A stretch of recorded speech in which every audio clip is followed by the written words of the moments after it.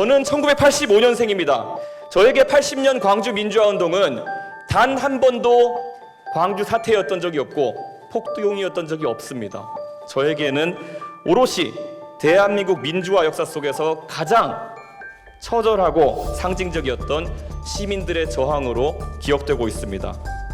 저는 80년 광주에 대한 개인적인 그리고 시대적인 죄책감을 뒤로 하고 광주 민주화운동의 정신을 계승해서 정치를 할 수 있는 첫 세대라고 자부합니다.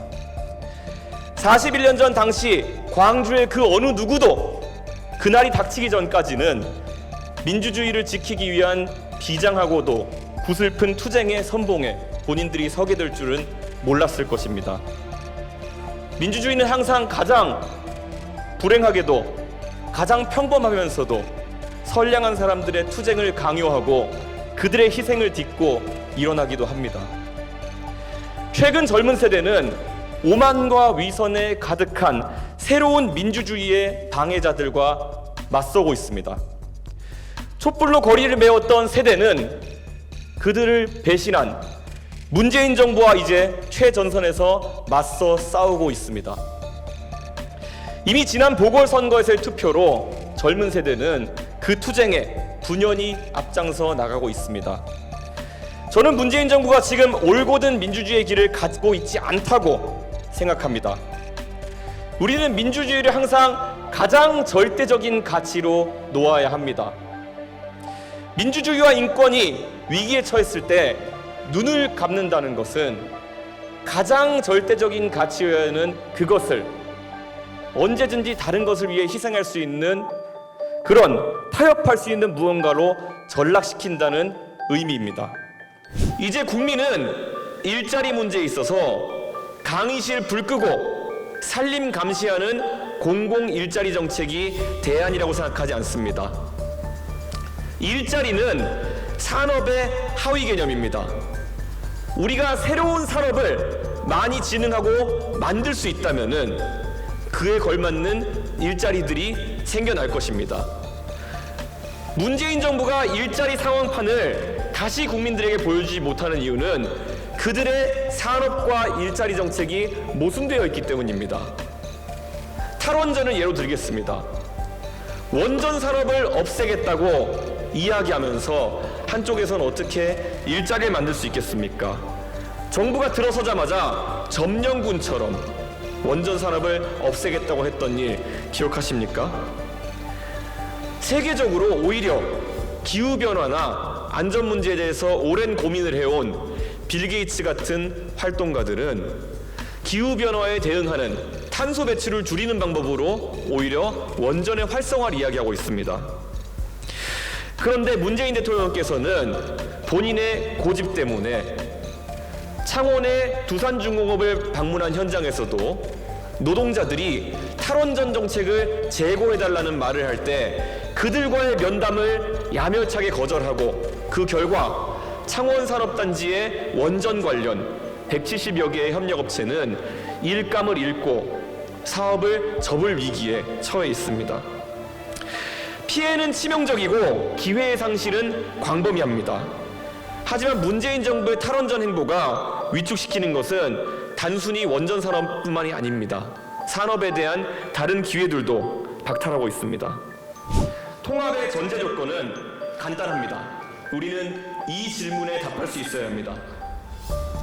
여러분은 다른 생각과 공존할 자신감이 있으십니까? 내 생각과 다른 이야기를 하는 사람도 선한 의도를 가지고 있다고 인정하고 그 사람도 애국자라는 것을 입 밖으로 내어 인정할 수 있어야 합니다. 저는 저를 영입한 박근혜 대통령에게 감사합니다. 박근혜 대통령이 저를 영입하지 않았다면 오늘 이 자리에 저는 서 있지 못했을 것입니다. 하지만 저는 제 손으로 탄생에 일조한 박근혜 대통령이 호가호위하는 사람들을 배척하지 못해서 국정농단에 이르는 사태가 발생한 것을 비판했습니다. 그리고 국가가 통치불능의 상태에 빠졌기 때문에 탄핵은 그 시점에 정당했다고 생각합니다. 물론 그 뒤에 이어진 형사재판에서 공동지각론이나 경제적 공동체론이라는 것이 적용되면서 김대중 대통령의 아들 삼형제나 이명박 대통령의 형과는 달리 대통령에게까지 형사적 책임이 이르는 것은 이례적이라는 생각을 했습니다. 하지만 저는 대법원 판결까지 치열하게 법리를 다툰 사안이기에 그 판단은 존중합니다. 오직 그 더욱 엄격해진 법리가 문재인 정부와 그 뒤를 따르는 인사들에게도 적용되기를 바랄 뿐입니다. 정치는 내가 그리는 이상에 따라서 세상을 변화시키는 것이라고 배웠습니다. 제가 꿈꾸는 세상은 교육을 통해 누구나 공정한 경쟁의 출발선에 설 수 있는 사회입니다. 저는 가끔 10년 전 제가 정치에 발을 들여놓을 때 그때를 회상합니다. 저는 프로그래머였습니다. 산업기능요원, 소위 병특이라고 하는 것으로 병역을 마쳤습니다. 제가 산업경영을 할 때 보면은 주말에 보통은 자기 개발을 하기도 하고 때에 따라서는 다른 사람들은 영리 활동을 하기도 했습니다. 근데 제가 복무를 시작할 때쯤 가수 싸이 씨가 복무 중 영리 활동을 했다는 이유로 재입대를 하는 상황이 발생했고, 저는 막연한 두려움에 영리 활동을 하기보다는 비영리 활동을 해보겠다고 생각했습니다. 제가 별다른 전문성이 없었기 때문에 제가 할 수 있었던 비영리 활동은 아이들을 가르치는 교육봉사단체였습니다. 그렇게 해서 배움을 나누는 사람들이라는 교육봉사단체를 만들어서 이끌게 되었습니다. 저소득층 가정의 중학생들을 모집해 수학과 과학을 가르쳤습니다. 저는 아이들을 가르치면서 교육의 불평등이 가져오는 기회 불공정에 대해서 뼈저리게 느꼈습니다.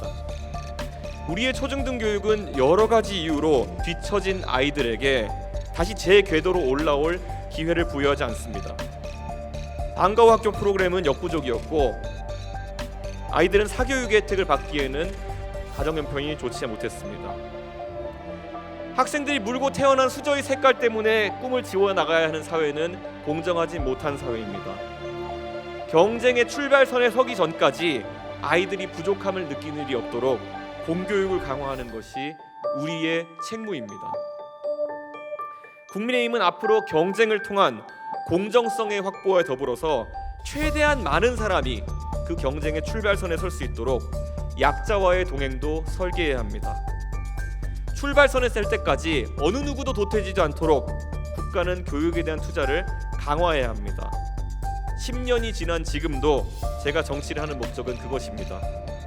아이들에 대한 기대치를 어떤 경우에도 낮추지 않고 모든 국민이 교육을 통해서 자신의 꿈을 실현하기 위한 공정한 경쟁에 참여할 수 있는 세상을 꼭 만들어보고 싶습니다.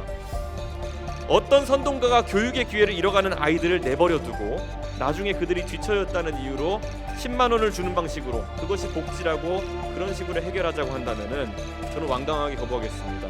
그 10배의 비용을 들여서라도 그런 일이 발생하기 전에 우리 학생들을 다시 공정한 경쟁의 장으로 끌어올리는 것이 제가 생각하는 옳은 방식이고 해법입니다.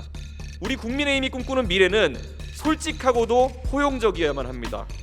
경쟁의 확대는 공정성을 위한 필연이지만 경쟁이라는 것이 결국 누군가를 도태시키는 것이 아니라 개인의 성취를 위한 욕망과 목표 달성의 희열이 골고루 조합된 건설적인 노력이 될 수 있도록 우리는 제도를 설계해야 합니다. 내일을 준비하는 대한민국이 단 하나의 어린 학생도 낙오시키지 않도록 한국형 낙오방지법과 공교육 강화에 대한 해법을 우리 당이 앞장서서 만들어내겠습니다.